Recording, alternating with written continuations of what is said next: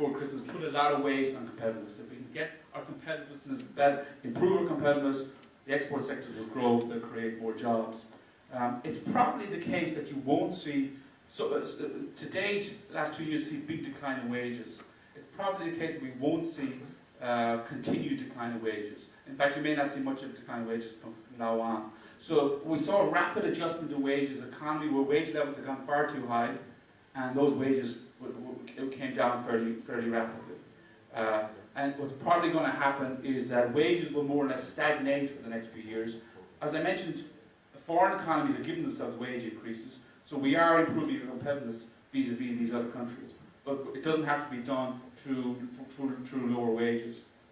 But we do have to get our costs down. And so what the 4-year plan focused on was getting the costs of doing business down. And in particular, we have not seen any drop in legal fees, for example, over the last couple of years. So the plan includes policies to increase competition, therefore reduce fees charged by lawyers and other professions. These are inputs into the costs into business, and therefore they're part of the costs of business, and they need to come down. There is policies in the 4-year plan to reduce energy costs, waste costs, which are actually very high in this country, rent costs, and local authority charges for business. Again, all ways of reducing the cost of doing business, and therefore get businesses so they can expand and hire more people. Our broadband is poor compared to other countries, and the National Competitiveness Council, when it looked at this, said this was a very important issue for the country. So there's policies to make next generation broadband available to more businesses. And then there's specific policies aimed at some labour-intensive domestic sectors to try to improve their competitiveness, for example, such as agri-food, tourism, retail, and construction. So those are policies in the 4-year plan aimed at improving the non-wage component of business costs, making business more competitive, and therefore allow them to expand and hire more people.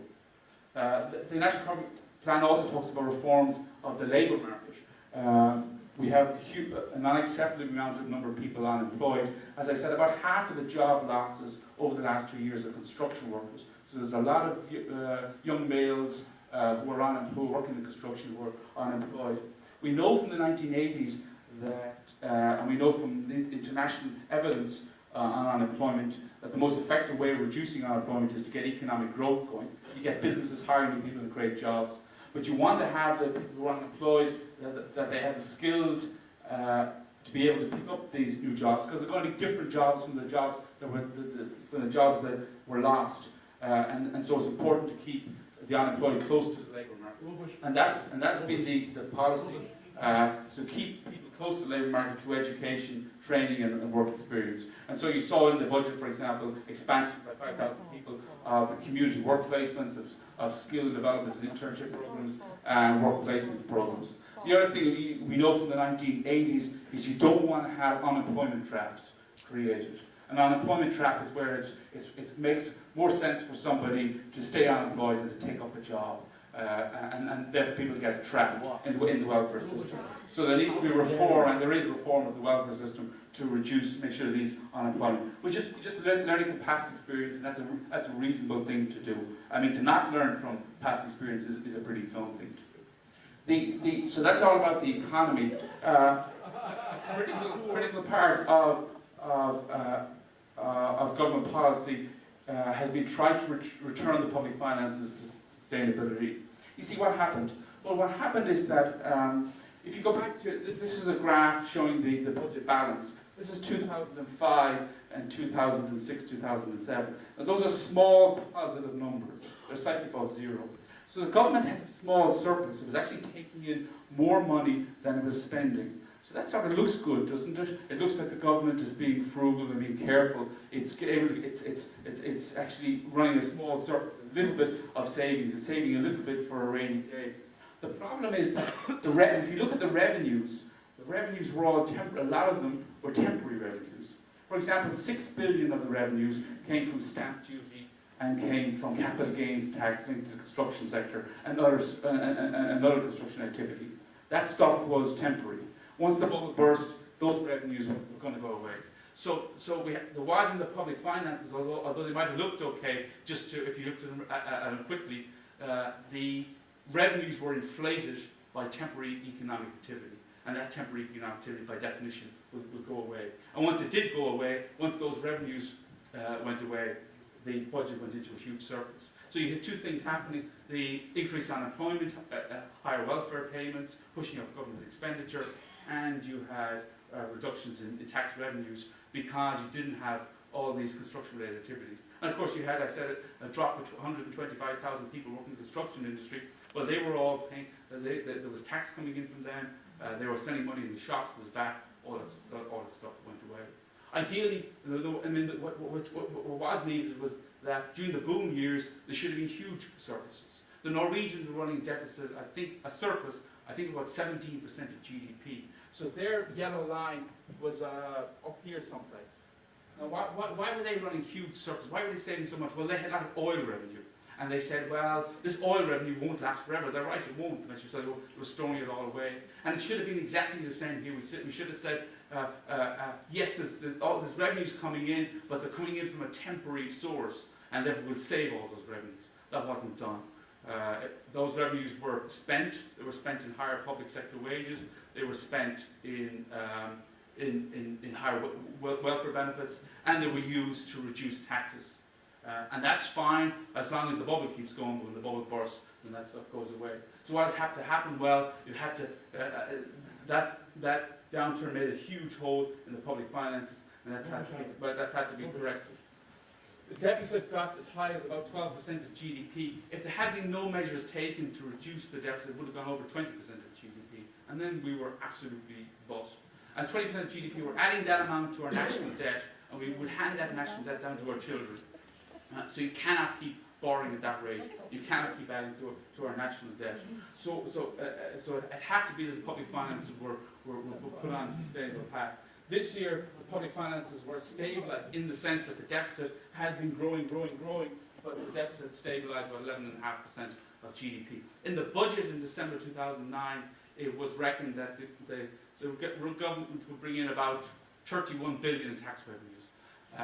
What had been going on is that all those forecasts were turning out to be wrong. There was less and less revenue coming in. But it turned out that this year, in 2008, the government did take in fact, just above 31 billion. So for the first time, there was a positive surprise in that sense. The deficit was stabilised, and the forecast, and what's written down in the 4-year plan and in the program, the IMF EU program, is for that deficit to reduce 3% of GDP by 2014. That requires very big adjustments, but those adjustments simply have to be made. All this money, this yellow stuff, is borrowed money. And again, that's all adds to the national debt. So and now, as an academic at this stage, we can't have a debate about whether this should be a much slower adjustment, because this money has to be borrowed. And nobody's going to lend that money to us unless we follow this path. The financial markets aren't going to lend it at all. They've given up. Now, we have to convince them, get them back in again, and that's possible to do. But at least for the time being, they're not willing to lend to us at all, at least not unless it's a prohibitively high interest rate. And the people who are willing to lend to us, which is the IMF and the EU, want to see this borrowing reduced. I want to see deficit, the public finances put into order. Even if they didn't, we want to do it anyway. This is national debt. This is stuff we hand to our children. We shouldn't be living beyond our means for this amount of time. What has happened? Well, what you see in this graph up here, in the green line is government expenditure, and the blue line is government revenues as a percentage of GDP. And you can see that when the economy went into recession, expenditures shot up as a percentage of the economy because there was extra welfare payments and stuff like that. The attempts have been to reduce that expenditure to get it to come down and to get some increases in tax revenues. One thing that's in the 4-year plan is that the adjustment rely more on reducing spending than increasing taxes. You've got to get the deficit down. You can do it one or two ways, or three ways, I guess. One is to reduce your spending, the other is to increase your taxes, or you can do a combination of both. The way it's been done is a combination of both. But to which one do you rely on more? Well, all the international economic evidence is that if you rely more on cutting expenditure than you do increasing taxes, you're much more likely to be successful. That's what the empirical evidence says. And so that's what the government is doing. Now, there's no magic ratio. There's no, is it 2 to 1 or 3 to 1 or anything like that? There is no magic ratio.